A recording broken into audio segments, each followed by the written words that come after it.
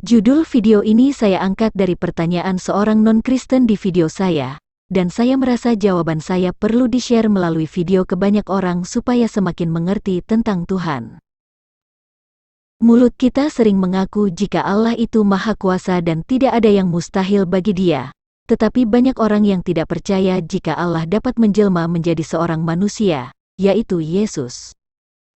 Di dalam Injil Yohanes memang ada tertulis, tidak seorang pun yang pernah melihat Allah, tetapi Anak Tunggal Allah, yang ada di pangkuan Bapa, Dialah yang menyatakannya. Yohanes 1 ayat 18. Bagaimana maksud ayat ini?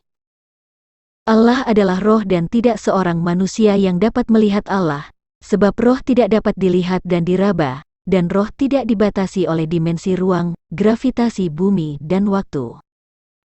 Namun Allah dapat datang ke alam ciptaannya dalam rupa makhluk atau manusia dengan cara keluar dari hakikatnya. Dan Yesus sebagai pribadi yang menanggalkan keallahannya berkata, "Aku keluar dan datang dari Allah. Aku datang dari Allah." Jika Yesus berkata, "Aku keluar dari Allah" atau datang dari Allah, tentu pada saat itu ia bukan sebagai Allah, tetapi sebagai manusia. Sebab ia telah keluar dari hakikatnya sebagai Allah dan menjadi manusia. Apakah manusia dapat kelihatan?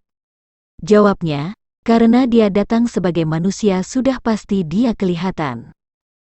Yesus adalah Roh Kudus yang menjelma menjadi manusia melalui rahim seorang perawan bernama Maria. Dengan kata lain, Roh Allah yang tidak kelihatan telah berubah wujud menjadi manusia yang kelihatan. Di dalam Alkitab disebut dengan istilah keluar dari Bapa, sehingga ia disebut Anak Allah. Semua agama mengajarkan jika Tuhan itu Maha Kuasa dan tidak ada yang mustahil bagi Dia. Apakah Anda setuju jika saya mengatakan bahwa Tuhan lebih berkuasa dari makhluk ciptaannya? Jika Anda sependapat dengan saya bahwa Tuhan lebih berkuasa dari ciptaannya, mari kita pelajari ciptaannya supaya kita mengerti tentang Tuhan. Jin atau iblis adalah makhluk ciptaan Tuhan yang tak kasat mata. Jin dapat menunjukkan keberadaannya kepada manusia dengan cara mengambil wujud manusia atau binatang. Hidrogen dan oksigen adalah zat-zat yang berbentuk gas yang tidak dapat dilihat oleh mata, tetapi jika kedua gas itu bersenyawa, dapat berubah wujud menjadi air, suatu zat yang dapat dilihat oleh mata.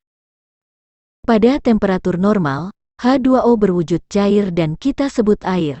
Pada suhu di bawah 0 derajat Celcius, H2O berubah menjadi padat dan kita sebut es, dan pada suhu 40 derajat Celcius atau lebih, H2O dapat berubah menjadi uap dan kita sebut awan.